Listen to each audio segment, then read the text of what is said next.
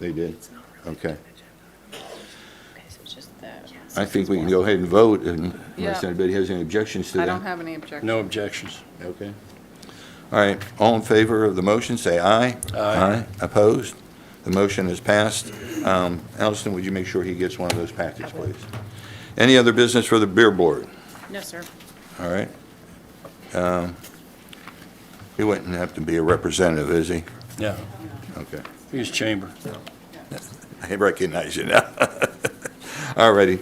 If there's no further business, we are now adjourned.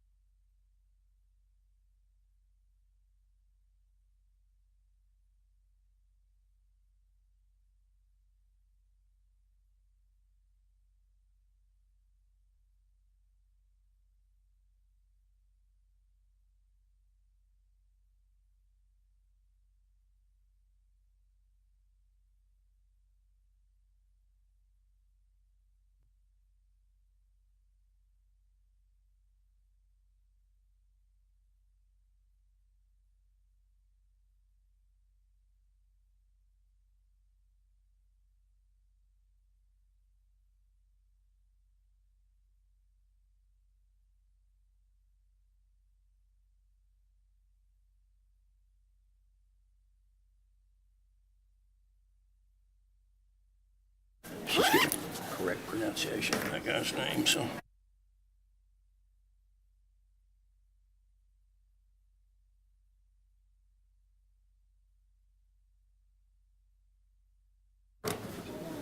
Okay, I think we can start. Okay. Sorry.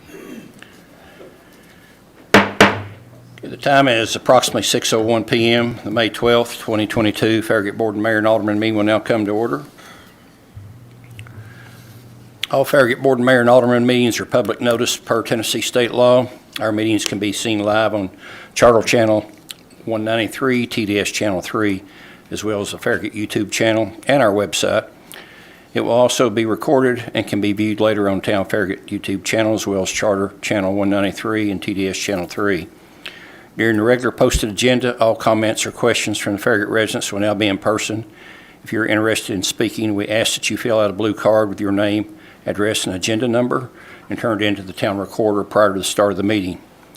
The mayor or possibly the vice mayor shall maintain control of the meeting to provide a professional and objective environment, so please read the posted comment protocol and understand that there will be a 5-minute limit for each speaker, and please stay on topic, as at the end of tonight's business meeting, there will be some time reserved for other public comment that's not relevant to the agenda under the citizens comment program. Okay, we'll start off with the meeting call to order, and which will be a silent prayer tonight, and it'll be followed by the Pledge of Allegiance to our country's flag.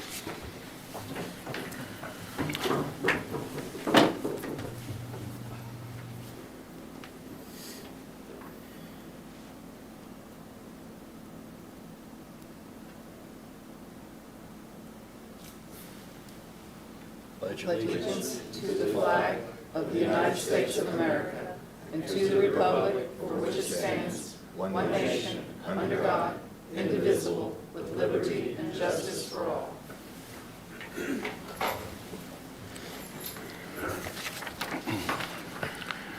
Okay, I'll now ask Town Recorder to please take an attendance roll call for a quorum. Burnett. Alderman Pinchuk. Here. Alderman Povlin. Here. Mayor Williams. Mayor Williams here. Thank you, Allison. Okay, next will be approval of agenda. Are there any agenda amendments? No, sir. None. Move to approve. Second. All in favor of approval say yes. Yes. Let the record show that the May 12th, 2022 agenda has been approved. as listed. Approval of the minutes. Are there any amendments to the minutes? No, sir. None. Move to approve. Second. Okay. All in favor of approval, say yes. Yes. Let the record show that the April 28, 2021 minutes have been approved and will be recorded as official minutes of the meeting. Okay, the mayor's report. I'll start out by reading the National Public Works Week proclamation.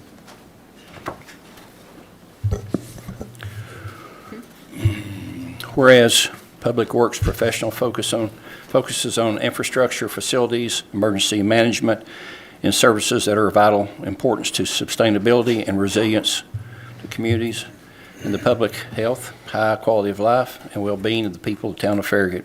And whereas these infrastructures, facilities, and services could not be provided without the dedicated efforts of Public Works professionals who are federally mandated first responders and the engineers and managers and employees at all levels of our government who are responsible for maintaining, improving, and protecting our town's parks, public buildings, roads, and other structures and facilities essential for our citizens. And whereas it is in the public interest for the citizens, civic leaders, and children in the town of Farragut to gain knowledge and maintain ongoing interest and understanding of the importance of public works first responders and public works programs in their respective communities. And whereas the year 2022 marks the 62nd annual National Public Works Week sponsored by the American Public Works Association, Canadian Public Works Association. Now therefore be it resolved, I, Ron Williams, Mayor of the Town of Farragut, Tennessee, do hereby designate May 15th through the 21st of 2022 as the National Public Works Week. I urge all citizens to join with their representatives of the American Public Works Association and government agencies in activities, events, and ceremonies designed to pay tribute to our public works professionals and to recognize the substantial contributions that they make protecting our health and safety and quality of life. Signed this 12th day of May of 2022. Mayor, if I can, on the Public Works Week next week, we've got several events planned for Public Works next week, including on next Friday afternoon, a equipment rodeo. So we're going to see who's the best at the various pieces of equipment and who can do it the fastest. Hopefully we don't tear anything up, though. So, but it should be a great time, should be a great week in celebrating our Public Works employees and the work that Bud and his staff does. I will participate as far as an observer only. Okay, next, let's see, we had the guy from Aldi. Now, we were curious to when that would be open, and now we have some idea. So that was my only thing I was going to report, and I'll yield the floor now to the Vice Mayor for her report. All right, I have a few things. First, I wanted to acknowledge some of our Parks and Rec folks. The department is very proud of the recent accomplishments of some of its employees. Hunter Gray, the community center operator, just graduated with a Master of Science degree in Sports Administration from ETSU. And Mache, and I know I'm going to butcher his last name, Grease, park assistant, also just graduated with a Master of Science degree in Sports Administration from UT. We are supportive of their work and accomplishments both in and outside of the work at Farragut. The next thing we have is Julie from the Chamber with her monthly update.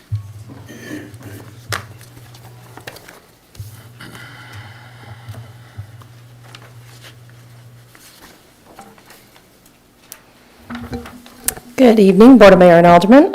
Julie Blaylock, Farragut, West Knox Chamber of Commerce, 11826 Kingston Pike, 37934. You've got in front of you the update of the Chamber's programs and activities from the month of April. I won't linger there too much, except I'm sure you all remember we had an expo along with Shop Farragut on the 20th. It was largely very successful. We had 109 total vendors in attendance. We tried to clock actual guest attendance by ticket stubs, which is always a little bit wonky, but we think we had about 500 there in attendance for the first year. On the back of your report, The chamber sent out a post-event vendor survey just to get some feedback from what businesses liked, what they didn't like, what they thought could be better. So we gave you just an aggregate of some of the positive comments, which largely everything was very, very positive, and just some common themes for constructive feedback if we do this event again. So take your time looking that over at your leisure. But a couple of things that we've got coming up. It's going to be a very busy summer, and we are certainly excited. We did confirm on June 29th our breakfast speaker series with East Tennessee Children's Hospital CEO Matt Schaefer. It's going to be a really fascinating talk on the hospital's economic value to the area. You may or may not know, of the 6,000 hospitals in the U.S. as of 2021, only 2% are dedicated child facilities. And that's serving a population of about 80 million children across the country, which is over 20% of our population. So from an attraction standpoint and a value standpoint to residents and businesses, the fact that we have a dedicated children's facility here in Knox County is really incredible. So Matt's going to talk about that. So you'll get more information on that as we get closer. Also, University of Tennessee is going to be hosting a part-time job fair on August 30th. So we'll be sending more information about that to businesses as well as the town. If you want to be represented, there will be the opportunity to do that. But the chamber will likely be there representing jobs that are open from our members. And then, of course, you've got a list of events that are coming up. Those that are in Farragut are in blue. I pulled this direct from our database so as to make sure that the dates and times are all correct, because even an old dog can learn new tricks. It's hard to keep up with all the events and days and times. But we've got a lot of great things coming up. Of course, Rural Metro will be there next week at the community center, so please come to that. Our young professionals, West Under 40, are partnering with the YPs from Loudoun County. They're doing an event at Farragut Golf and Games in June. Of course, the Sixth Chamber Regional Networking event is coming up in June as well. Shops at Homespun is celebrating their 30-year anniversary, 30 years in business, but also 30 years in the very same location where they exist now in Farragut. They have never left. So that's going to be very important. And then the Chamber celebrates its 35th anniversary as of July, so we'll be pulling an event permit so we can essentially throw ourselves a celebration. Yeah. So hopefully you'll be there. Yes. Thank you, Julie. You're very welcome. Thank you. And just one final note from me. I will be leaving early. As my colleagues know, my son left for South Korea in January of 2021 and arrived home late last night. He's in the audience, serving in the Army, and we have a family dinner planned for tonight. I apologize. No apology needed. Okay, Ron, you have something to report? I have something. I wanted to pass on some information from our Farragut tennis coach, Gordon Cassidy. He has been very, very thankful, along with the tennis team, to be able to use the tennis facilities at McPhee Park. The boys' team had a winning record, but will not be advancing. But the girls' team were undefeated, and on Monday they won district.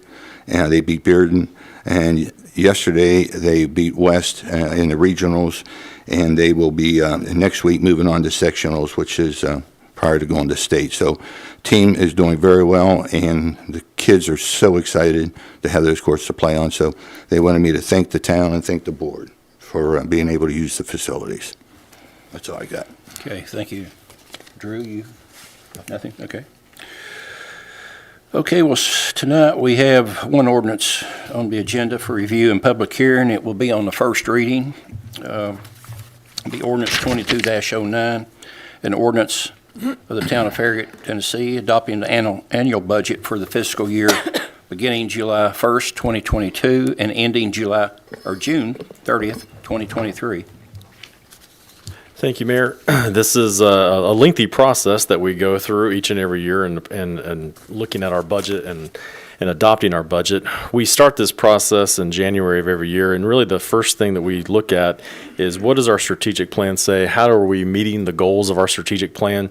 And just to real quick go through with the public here tonight what our vision is for our town. It's Farragut redefining quality of life with a beautiful, close-knit, connected community where families and businesses thrive.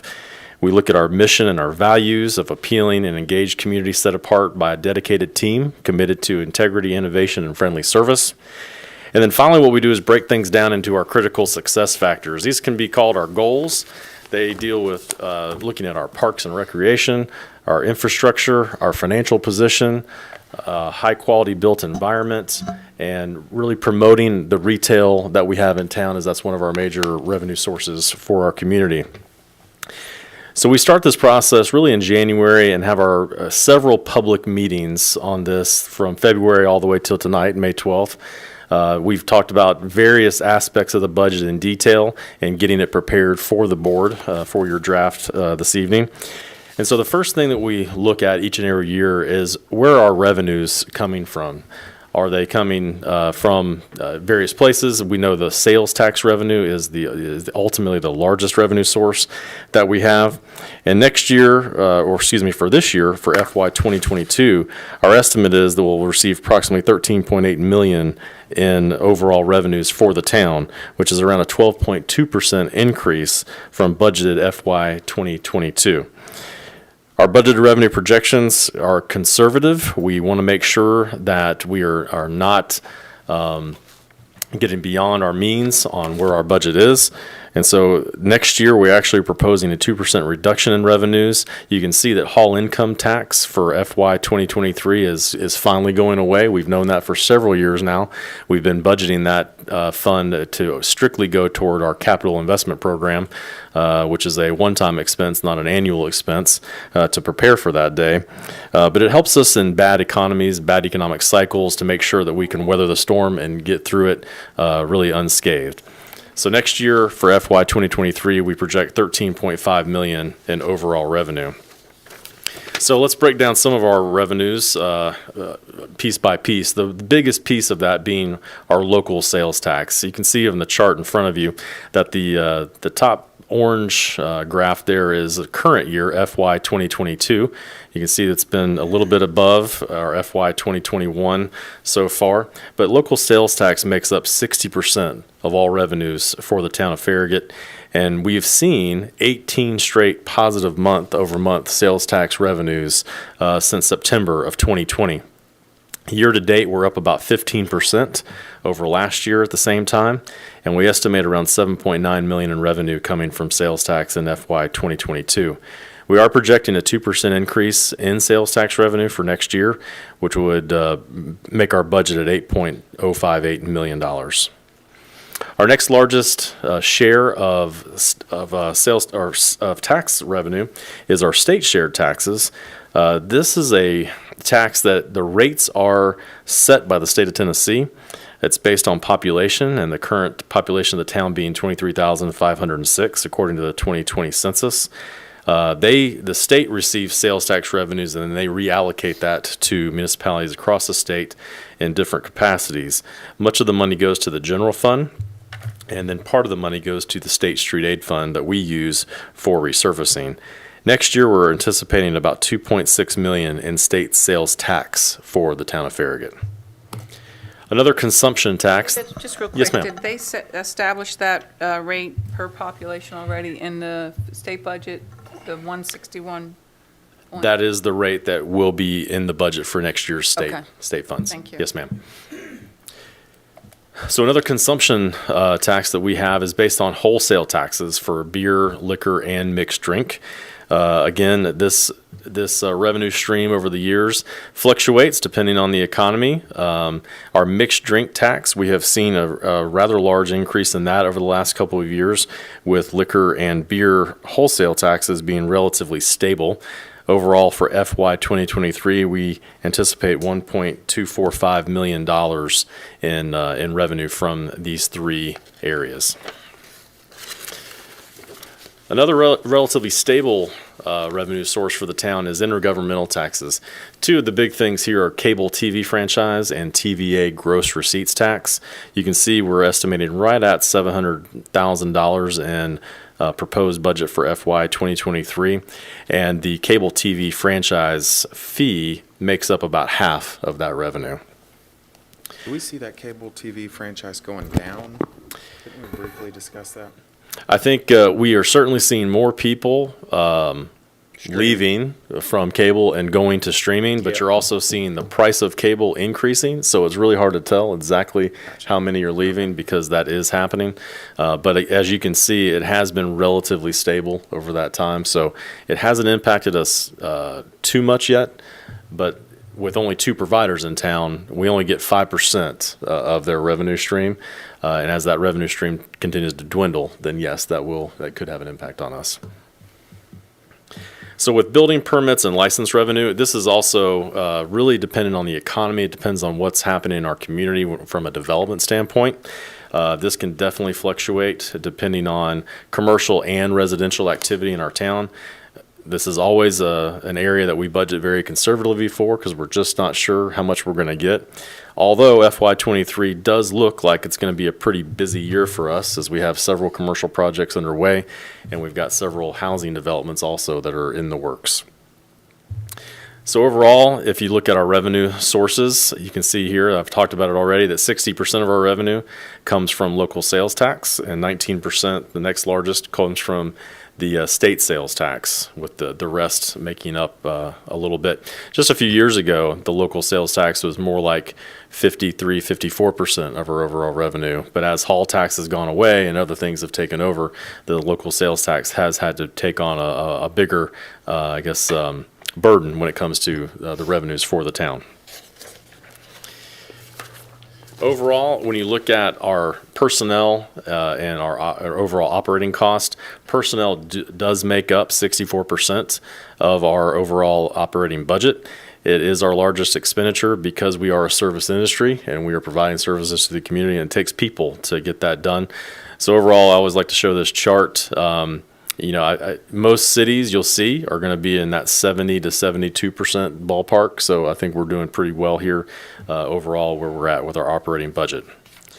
If we look at overall general fund expenditures, we anticipate and are proposing in FY23 approximately $9.5 million in expenditures, which is around a 16% increase over FY 2022 estimate. A lot of inflationary costs have been added to the budget, as well as personnel positions that are needed. They're driving much of the cost that we're looking at here today. First thing we looked at, and I know in several workshops with the board we've discussed, is the need for additional personnel in several key areas, really depending on the amount of activity that we have and the growth that we have. One is in engineering. There's a lot of development going on right now, so we need an additional engineering technician to help in that regard for inspections.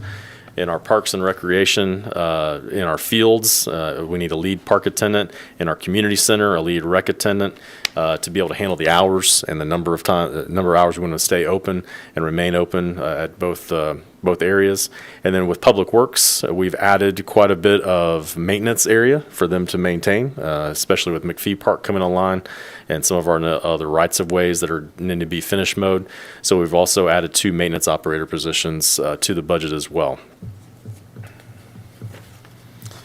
Also, with program changes, we looked at personnel, at the existing personnel. We wanted to make sure, with inflation currently around 8.3%, that is certainly driving a lot of our costs. Gas prices are up 40% over where they were a year ago.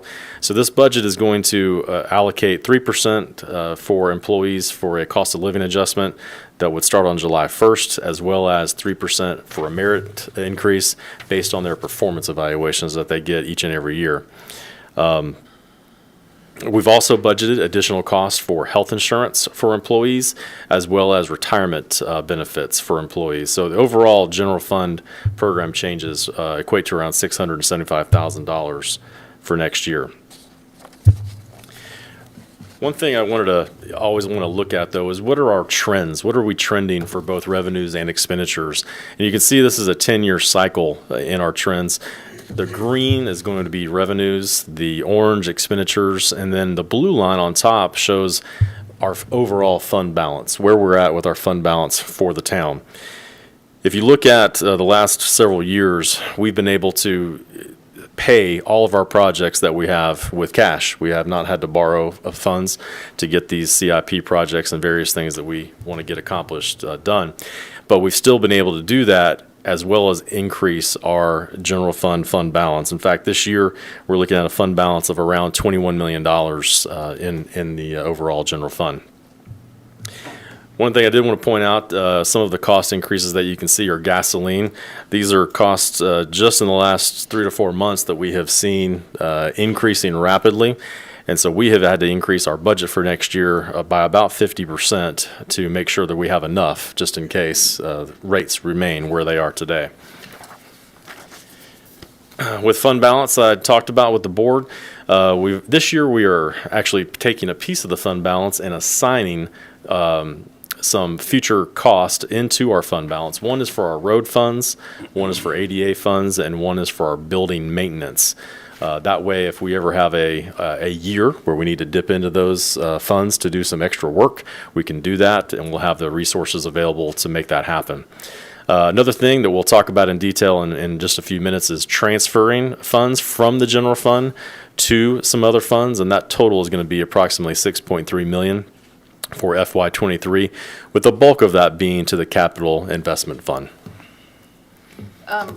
Just real quick. Yes, ma'am. We may want to consider adding a park maintenance fund at some point. I don't think we need to do it this year, but I think as our parks are starting to age and we're starting to realize replacing the fields, the carpets, and turf fields is going to be costly. And then, of course, we've just added a lot to McPhee and repaving and making sure we're staying ahead of that, and that we've saved that money to take care of that is important. So in the future, we may want to add another, consider it. So. Very, very good point. Okay, our next fund that we'll talk about tonight, going away from our general fund, is the State Street Aid Fund. Now, this fund is used for resurfacing as well as some different things with traffic calming guardrails, street maintenance that we may have. In years past, we've typically budgeted around $800,000 for resurfacing, and this year we've had to increase that to about $1.2 million just to continue to do the same number of streets that we do each and every year. Fortunately, we just got a bid in, which was not as high as we anticipated, so that's a good thing. But certainly we're ready for that if it does come in for FY23 at a higher rate. So overall, in the State Street Aid Fund, we anticipate an ending fund balance of around $1.76 million. We also have a tourism fund, and tourism is funded through a hotel motel tax that is 3% on the rate for every hotel guest that stays in one of our hotels here in Farragut. Overall revenue next year is anticipated to be right at $500,000, and our expenses right at $391,000, and that will leave us with an ending fund balance of around $623,232 in the tourism fund. We also have the American Rescue Plan Act Fund.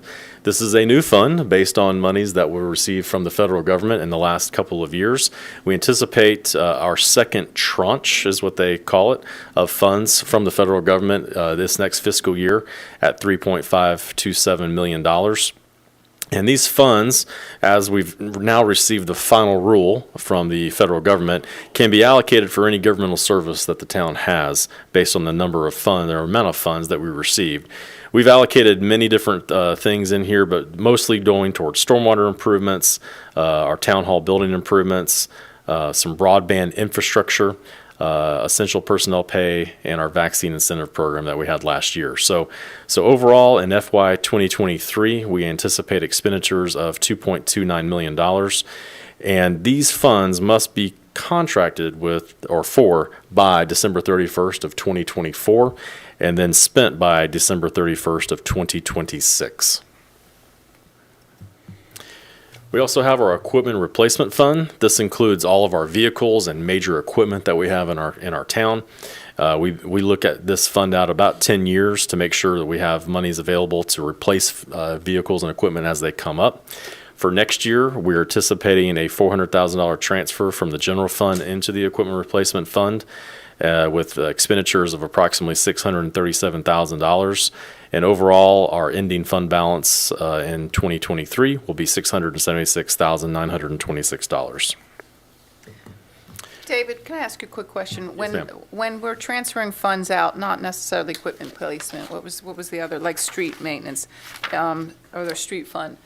Does that fund, if it comes in a CIP, our CIP is where we're showing some of these projects? Or are they different? Well, the state street aid, is that what you're referring to? Yeah. So that fund is strictly for resurfacing and Okay. maintenance of Okay. our facilities.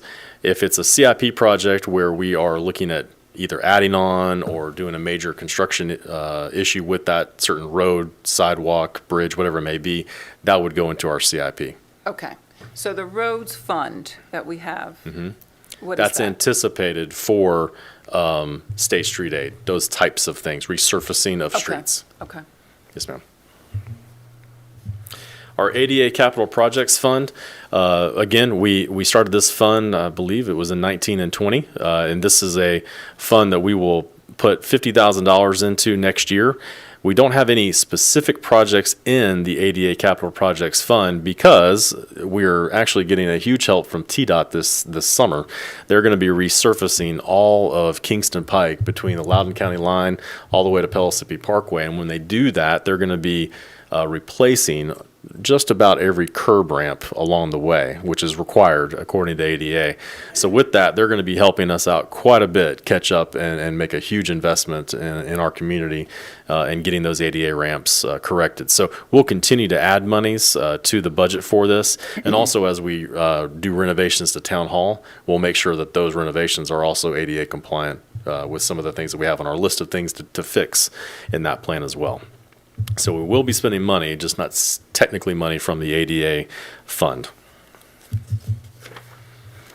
All right, the second largest fund that we have is our capital investment program fund.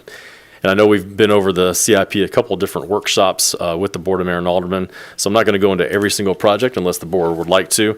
But this year we break down our CIP into three general areas. One is for greenways and general government projects. This year we plan on spending $1.675 million in FY 2023 for different greenway projects, pedestrian crossings, as well as Town Hall and Campbell Station Inn improvements. We also have our parks projects, and this year we plan on funds of $2.837 million for our various park projects. The biggest one of those is being some field reconstruction at Mayor Bob Leonard Park, as well as a turf replacement, as well for the, as Alderman Pavel was just mentioning, for Mayor Bob Leonard Park, our first turf replacement now in the last 10 or 11 years, maybe. We're pushing that out. So this will be it's been a great project for us. Having those fields turfed has allowed us to get so much extra play out of there, especially when it rains and has some rough weather. We also have 2 tennis courts and a restroom facility planned at Mayor Bob Leonard Park as well.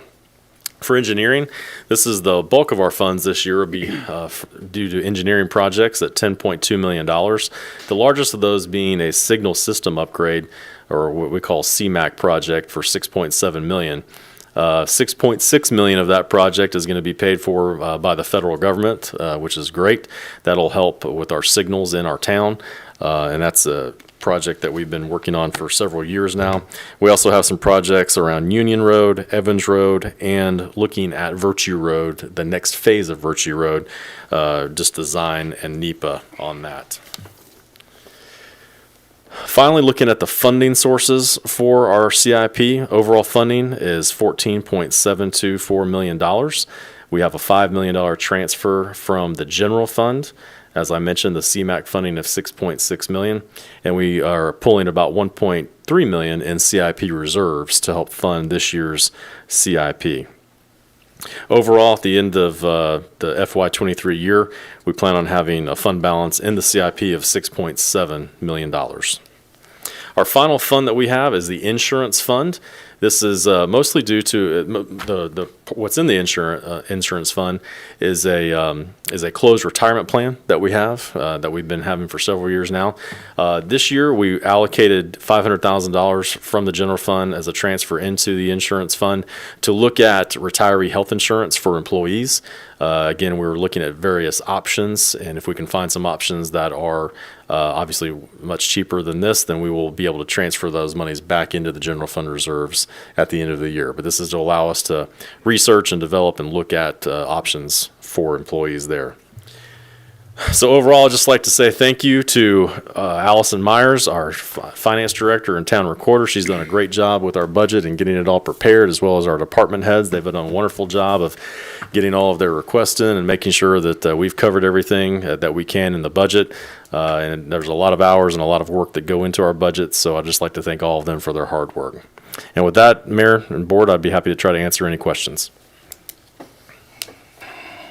Okay. Any questions from Alderman Pinchot? First of all, we need to make a motion. I'll move to approve. Second. Alderman Pinchot? No, I have no question. No questions. Alderman Burdette? No questions, Mayor. Vice Mayor Pavlin? I have a few, just points. One, guys know that I like to break this down into what I consider business-generated revenue, which is also our wholesale beer tax, our wholesale liquor tax, cable TV, mixed drink tax, alcohol beverage license, business license, and the rent that we receive. When you add that all up, it's about $9.7 million. You divide that out, it's 72% of our revenue is business-generated revenue. That's quite a hefty basket of eggs in one basket. So taking care of our businesses and understanding that this is what allows us to live and have the wonderful things that we have is important to understand. So I just have two additions I'd like to see. One is in the Education Relations Committee and legislative description or expenditures. We currently have budgeted $1,000. I'd like that bumped up to $1,250. The Education Relations Committee is hosting an August luncheon with the principals. We assist with the breakfast for the winning home runs for Chick-fil-A with Farragut Middle School, Intermediate, and Primary, with the high school paying for, the SGA paying for the high school one. So it's a way to get all of those schools involved in that can drive. And we're doing 2 teacher staff appreciations spring and fall. So if we could move that to $1,250, that would be wonderful. And the other addition I would like is to add funds to the CMAC project with the intention or hope that we can upgrade the fiber. Currently is at 72 strands. If we can upgrade it to 144 strands, that would future-proof us in a pretty demonstrable way.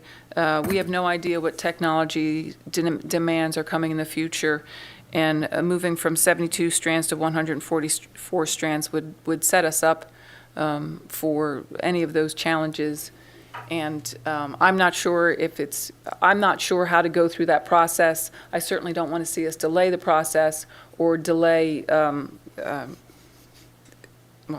process. I don't want to go through NEPA all over again, but I understand that there's a possibility that we could do a change order. We just need to have a general number, and then when that comes to us, we can make a decision then that at least we've put it in the budget to consider. Doesn't necessarily mean that we're going to spend that money if it's going to be a problem, but I would like for us to be prepared. What's the number you want to go to? I don't know how much it would cost. Have you been able to? We've been making some phone calls. Okay. I think a very conservative, meaning an expanded number, at about $1 a foot for the difference in the fiber. It's probably less than that. What we're hearing is quite a bit less than that. Okay. But I think we have, 58,000 linear feet of fiber optic line. Okay. But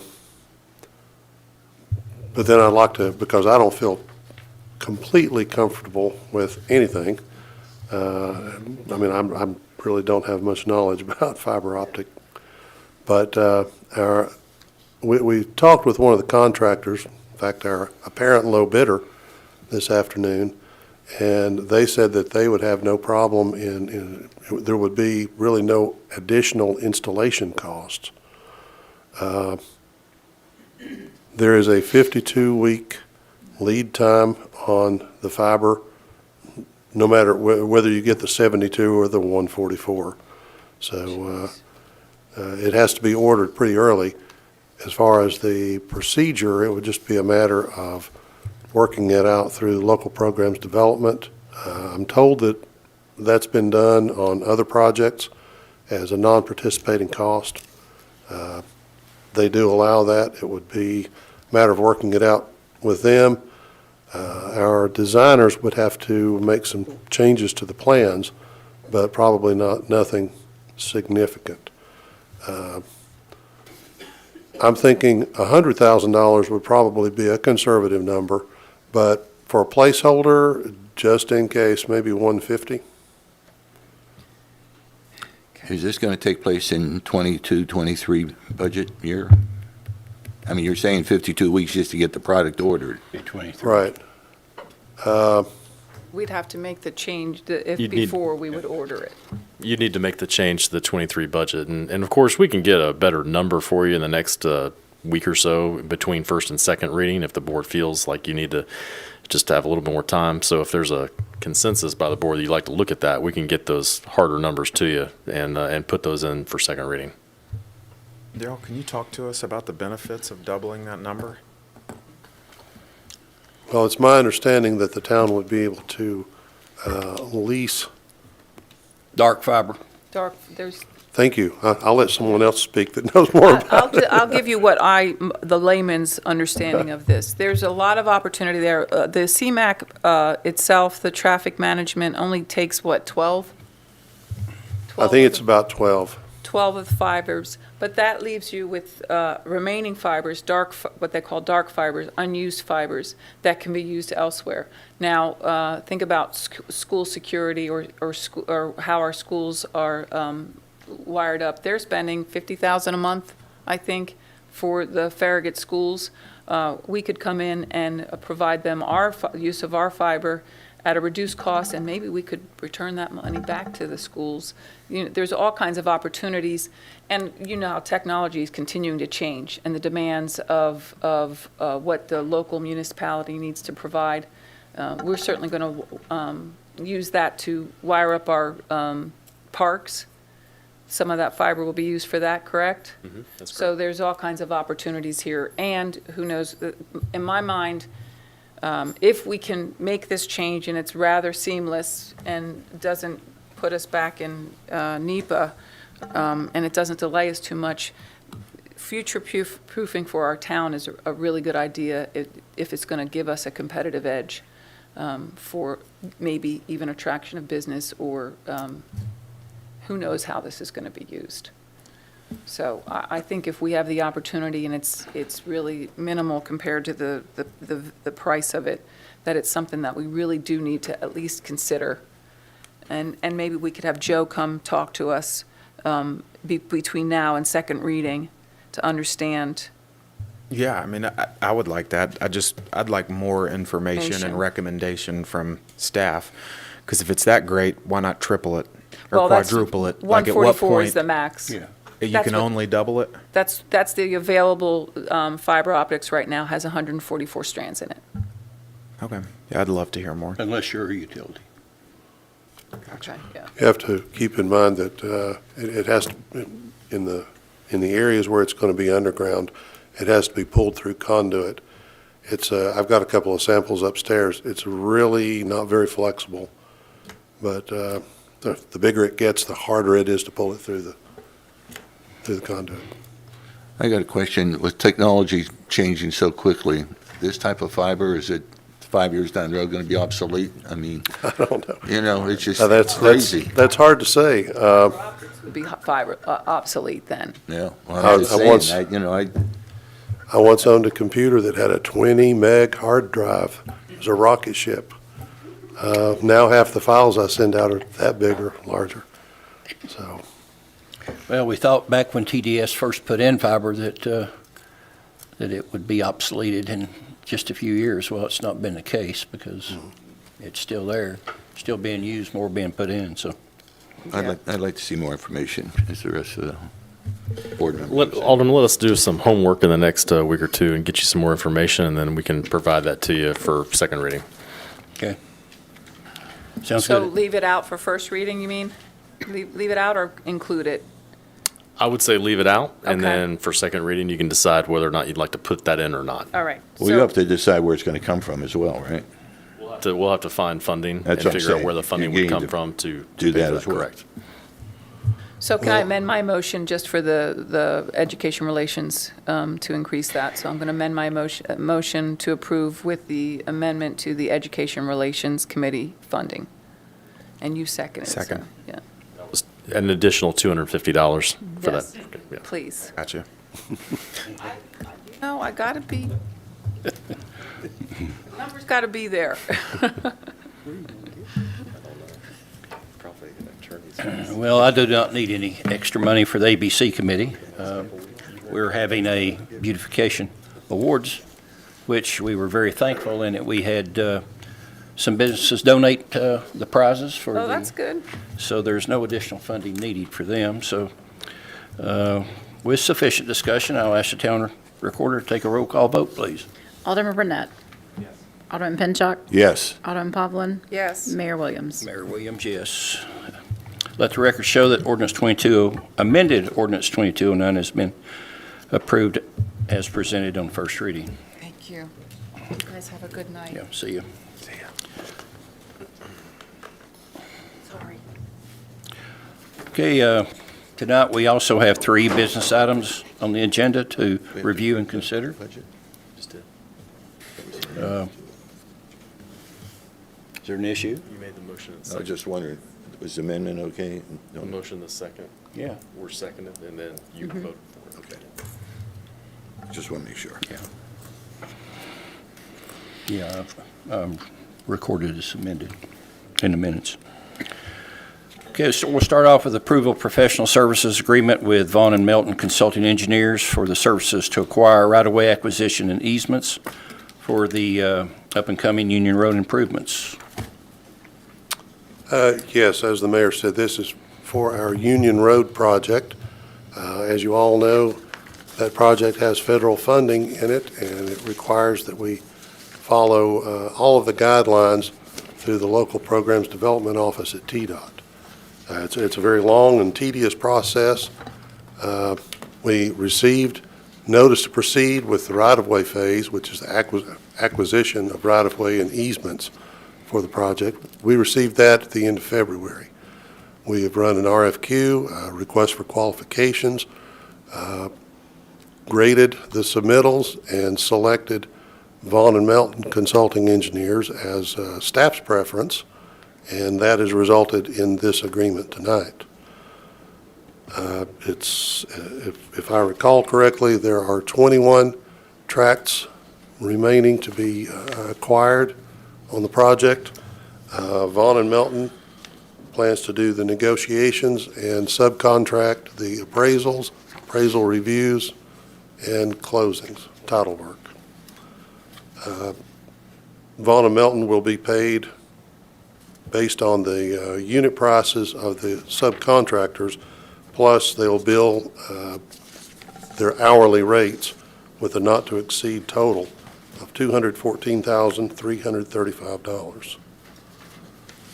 All that being said, staff recommendation is approval of professional services agreement with Vaughn and Melton as presented for acquisition services for the Union Road project. Approval? Second. Do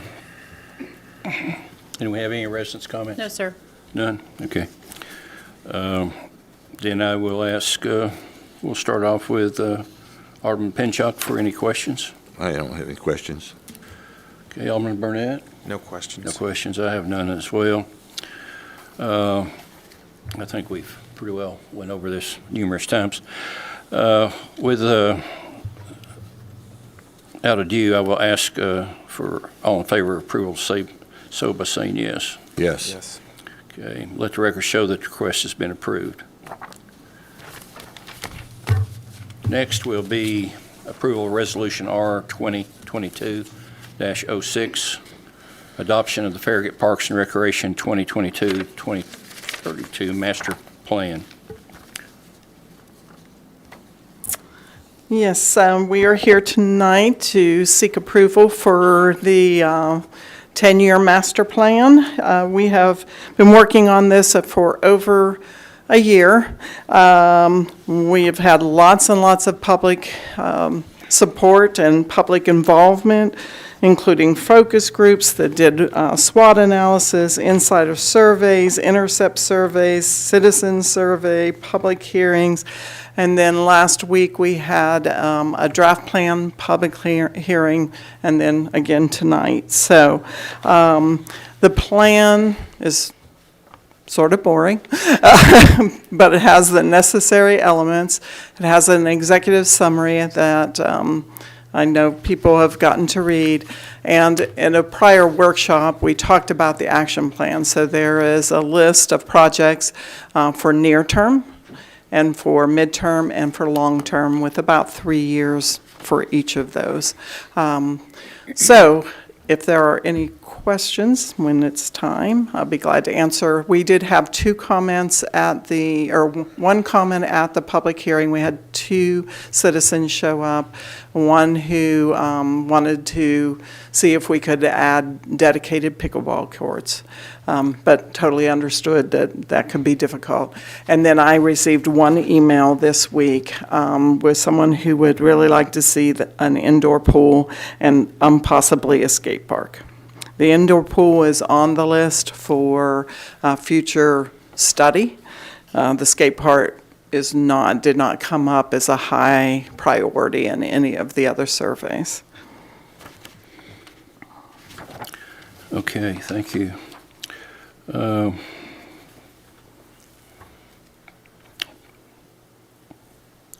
Alderman Burnett, do you have any We questions? need to make a motion first.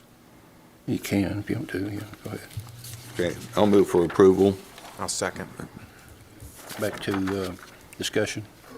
Yep, no questions here. Feels like we're almost there. Yeah. Alderman Pinchot. Sue, I just want to thank you. That's a well-done report. The information in there, I read everything in there just about. Wow, you must have had a lot of insomnia. I know, I really enjoyed it, especially the history. A lot of the other information that you've gathered and put in there will be needed for future boards and for future master plans. So thank you. It's very, very well done. I appreciate your input and your work into it. You're welcome. The same here. Also appreciate all the residents that took time to participate.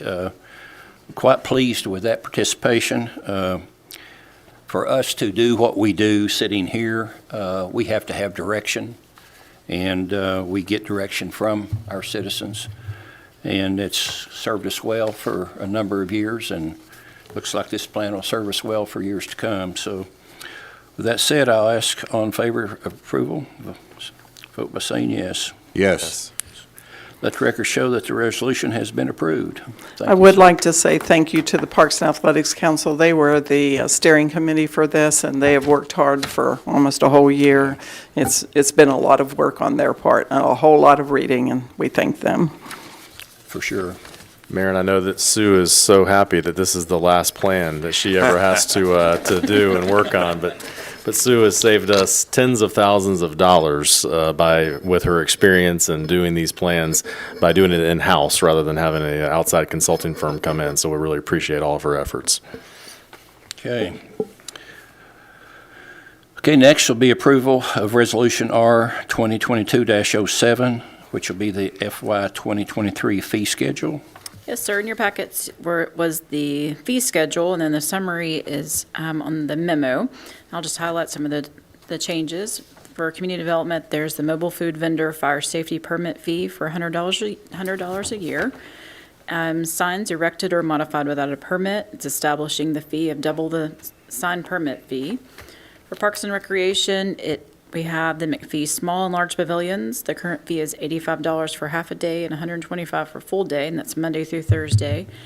Yeah, but they'll be adding weekend rental fee rates of $100 for half a day and $150 for full days for Friday, Saturday, and Sundays and holidays. The Town Hall Park Pavilion rental will be added. The Anchor Park Restroom Pavilion rental is added. The athletic field rentals, the diamond and rectangular fields will increase from $20 an hour to $25. The athletic field rentals, the artificial fields will increase from $40 an hour to $50 an hour, and the tournament camp clinical usage fee will be established for the tennis courts and pickleball. For 2 tennis, 4 pickleball is $200 for a full day, and 4 tennis and 8 pickleball is $400 for a full day. The motion is to approve Resolution R 2022-07, the FY 2023 fee resolution. I'll move for approval of Resolution R 2022-07 and FY 2023 fee resolution. Second. Thank you. Any resident comments? No, sir. None? Okay, discussion. Alderman Burnett, do you have anything to add? No questions. Okay. Alderman Pinchot? I have none. I have none as well. With the discussion now closed, I'll ask that all in favor of approval state so by saying yes. Yes. Let the record show that the resolution has been approved as requested. Okay, next will be the town administrator's report. Thank you, Mayor. A couple things tonight. One is this Saturday, we have the Bob Watt Fishing Rodeo. It's going to be held at Anchor Park. It's going to be 8 a.m. to around 11 or so in the morning. So Sue and her staff are getting ready for another great event out there at Anchor Park. And then also a non-town event, but one we certainly help co-sponsor, is the Movies at McGill, and that's going to be at 7 p.m.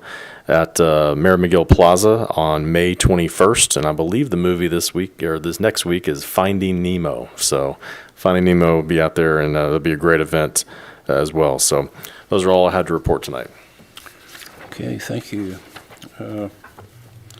And by the way, the vice mayor will not be able to help do the weigh-in, so if we have a volunteer to take her place, they can speak up. So, okay, next will be town administrator's report.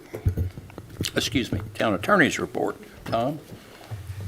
One thing to report tonight, if you remember, we were one of the decisions of the, I guess it was the Planning Commission, on the approval of the plat of the big new subdivision along Boyd Station. That approval was, a lawsuit was filed by the neighboring property owner, Williams family, contending that the approval was arbitrary and capricious. That lawsuit has now been dismissed with prejudice, and the attorney that represented the town that was retained by the TML insurance pool filed a motion, and that motion was set to be heard next week. And rather than go through that process, I think the motion was a good motion and would likely have been granted, but don't need to argue it now. That one is over. And that's all I have to report tonight. Okay, great. That's always good news. Okay, next will be citizens' comments. At the end of tonight's business meeting, there has been time reserved for public comment for our Farragut residents. Do we have anyone signed up? Yes, sir. I have one speaker. It's Stephen Valentine. Okay, Mr. Valentine, can you step to the mic and state your name and address for the record, and have you read the protocol? I have. Okay, I great. have. Okay. I'll do my very best. I time myself when I type Okay, this well, out. So You'll have 5 minutes to speak. I think so- I'll be pretty close to 5 minutes. So Thank you, sir. my name's Stephen Valentine. I live at 302 Cashmere Lane here in Farragut. So I'm here today representing myself as well as other residents who have expressed a growing concern with traffic speed on Old Stage Road. Many of you on this board, and I appreciate this opportunity to speak, many of you were copied or CC'd on an email that I addressed to the Town of Farragut Engineering Department on Friday, May the 6th, just this past Friday. Those of you who are copied on that email are also copied on the responses that have occurred through that email with Mr. Darrell Smith and Mr. Brandon Tupper. So I'm not going to read through that email. You guys saw the email. If you took the time to read it, you know kind of the gist.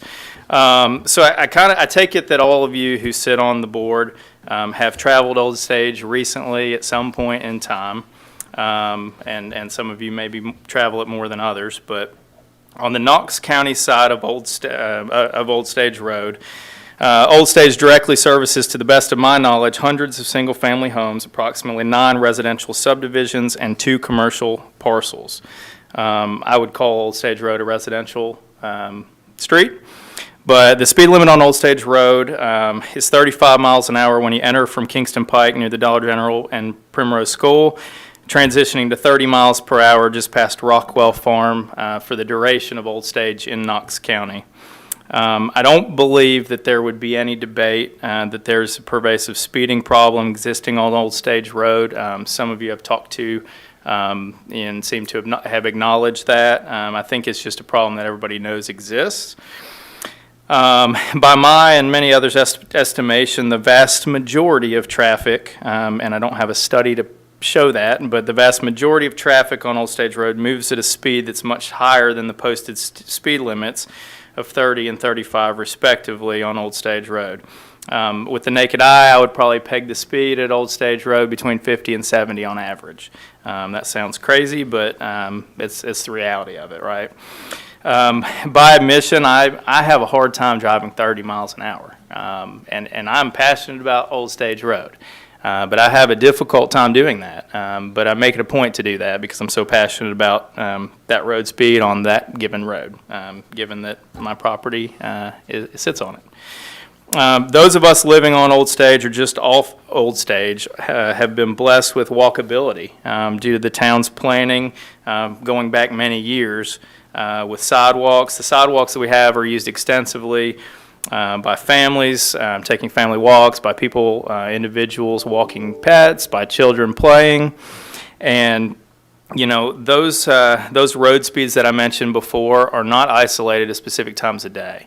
Old Stage gets a lot of traffic on its sidewalks, foot traffic, and we're blessed to have those sidewalks, but we want to keep them safe.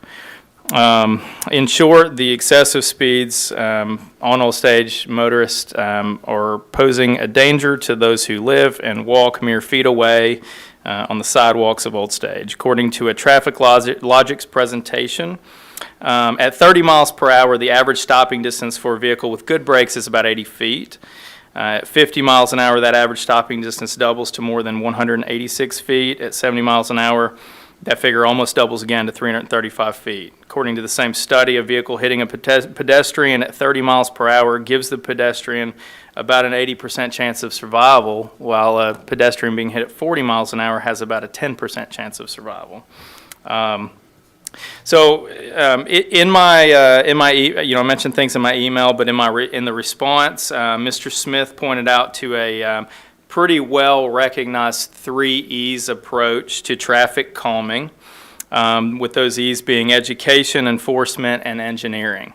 I would 100% agree with Mr. Smith, with this well recognized approach to traffic calming. And I'd also recognize that the town has very little control over the enforcement piece of that.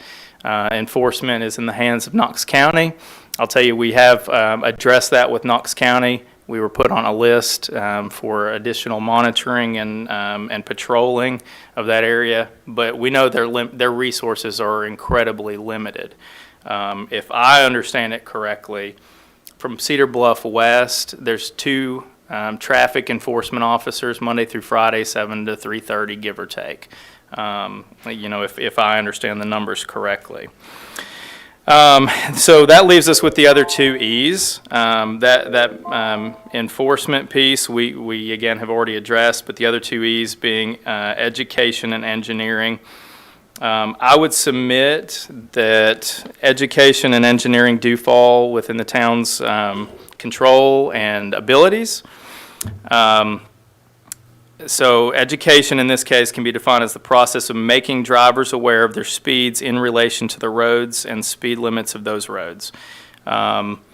We've got a couple of speed limit signs, but there's no education piece to that.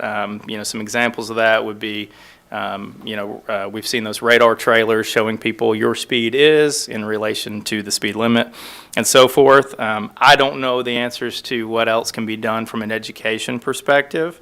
I try, believe me, I try every time I'm on the sidewalks to educate drivers that are blowing past me. But there's just only so much you can do from an educational standpoint. The other is engineering, and I think what the folks that I've met with and spoken with, that's kind of what we're looking for some guidance on is what can be done from an engineering perspective, and traffic calming on Old Stage. In Mr. Smith's response to my email, he mentioned that traffic calming does not apply to roads labeled as collectors or arterials. I would submit that there are several roads within the town that are identified as such, collectors and arterials, that do have traffic calming measures already in place. Some of those examples would be stop signs and raised medians with trees on Smith Road in Grigsby Chapel, stop signs on North Campbell Station, pedestrian crosswalk, I don't know the technical term for that, but a raised crosswalk with flashing lights that is now on North Watt. Multiple roundabouts on Union, Virtue, and McPhee. All those would be considered traffic calming measures for arterials and collectors within the town. I'm sure there are other examples of that. I didn't have time to drive all over in the last couple of days, but I'm sure there are probably some other examples. The fact is we got a choice to be proactive or reactive. My belief is that if the town stays reactive on something, there's just an accident in front of my house a couple days ago, or 2 weeks ago. There are close calls that we don't see reported. I've actually requested from Knox County, from the Sheriff's Department, incident reports for Old Stage, but I don't expect there to be a lot because I don't expect it to be, I don't see it being patrolled a lot. So outside of accidents, which we can get data on, we're not going to get an accurate picture of speeding problems just from the Knox County Sheriff. We're asking the town, something along the lines of conducting a traffic study and sharing the results of that traffic study, with the residents, so we, can agree on what the number is. Is it 85% of people that are speeding? I'd say it is, but a traffic study would define that. And also some plan around calming speeds on Old Stage as well. The engineering, that's out there, be it, stop sign, there's 1,000 different ways you can use traffic calming devices. Some of those things are rather cheap. They're pretty inexpensive to do. But, my understanding is that Knox County on the average, and I might be incorrect in my numbers here, but Knox County on average has an approximate road overspeed, speed in excess of the speed limit of around 15 miles an hour within the county. While we can look at examples, Grigsby Chapel is a pretty good example, and I believe the number there was around 4 miles an hour. I would attribute that to the raised median with trees, effectively shrinking the road. We do appreciate the attempt by the town to shrink the road with paint. It just has not proven effective. So I think it was a good attempt. It just hasn't been effective. So that's really all I've got to say. I didn't look at my time. Okay, sir, appreciate that. And one thing we did do, and you probably didn't notice, but one of the things that was brought to my attention among many was that that was a very dark area. Oh, I noticed. And so there is now a street light there. There is. Lights up that whole corner and the entrance to the subdivision on both sides, so. Yeah, there is. I appreciate that. We do listen, okay? Yeah, I appreciate that. Okay. The fact is, it's just it's a pervasive speed problem, and I would invite anybody to come over anytime. You're welcome to come out and sit with me, and you can watch them go by. Yeah, you need to let the police officers know they can use your driveway. Oh, I have, believe me. Okay. I have Okay, as well. Thank you. Thank you. Any other speakers for No, sir. tonight? None? Okay, well, time's approximately 7:08, and without objection, May 12th, 2022 Farragut Board of Mayor and Alderman meeting is now adjourned.